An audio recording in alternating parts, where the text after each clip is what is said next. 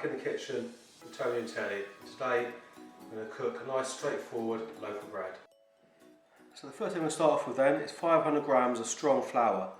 Now this is number 2 flour produced in California, which means it's semi-wholemeal. I will put up on the screen a description of number 2 flour. But you can use any flour you want for this. This one comes with about 14% protein. So into that we're going to fire 8 grams of salt.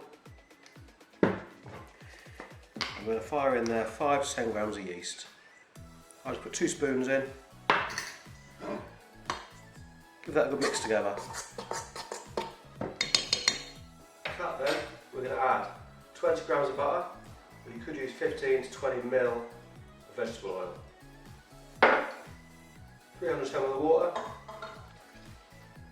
Pop that in. Give that a good mix together.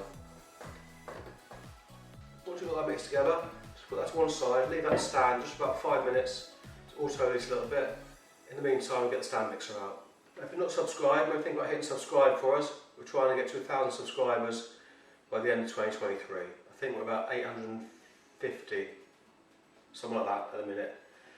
Okay, so stand mixer, we're going to use a dough hook attachment.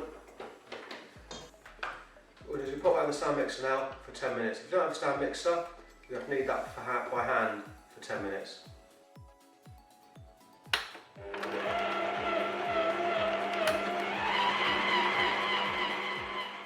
Okay, it's been in the stand mixer for 10 minutes now.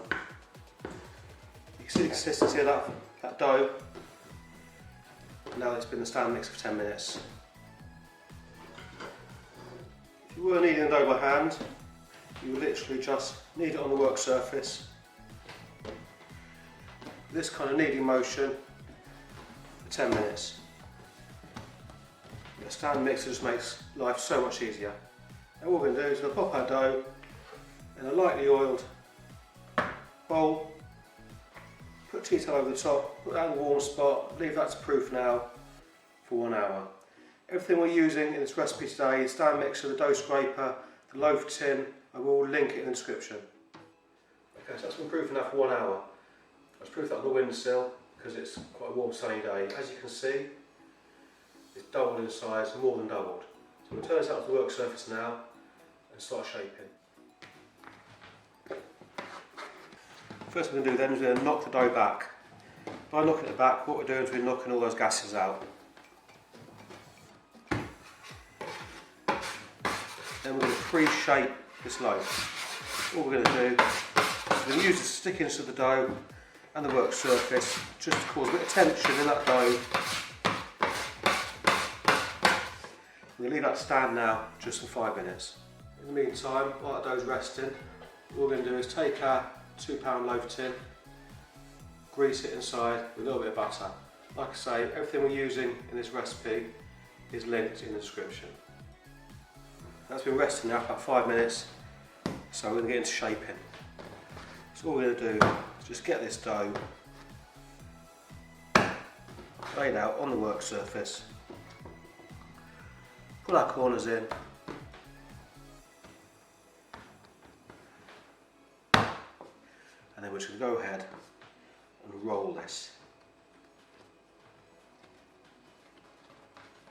Then we do what's called stitching. Take this back part where we've got our seam and just stitch that together. Then just take your bench scraper,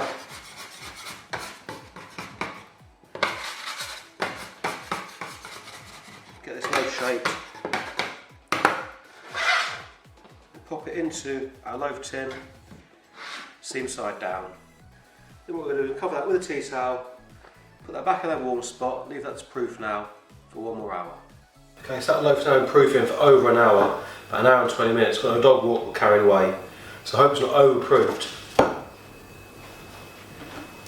Yeah, it's risen nicely. You can see that loaf's risen nicely, so what we're going to do now is take our scoring knife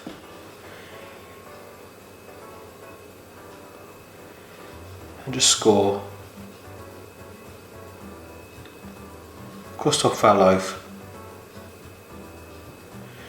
I'm going to preheat the oven now to 200 degrees and pop that in the oven for 25 minutes.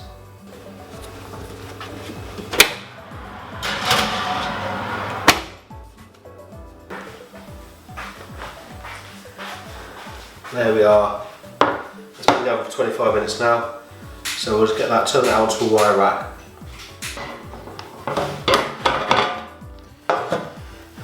Now you always want to leave your bread to cool on a wire rack. Otherwise you'll get a soggy bottom, and no one likes a soggy bottom, do they? We'll leave this loaf to cool now for about 10 minutes. As you can see, it looks very much like a wholemeal loaf. As you can see from the description of number 2 flour, it's a semi-wholemeal. So maybe what we call a 50-50. So we'll leave that to cool now, and then we'll cut into it. Now this smells beautiful.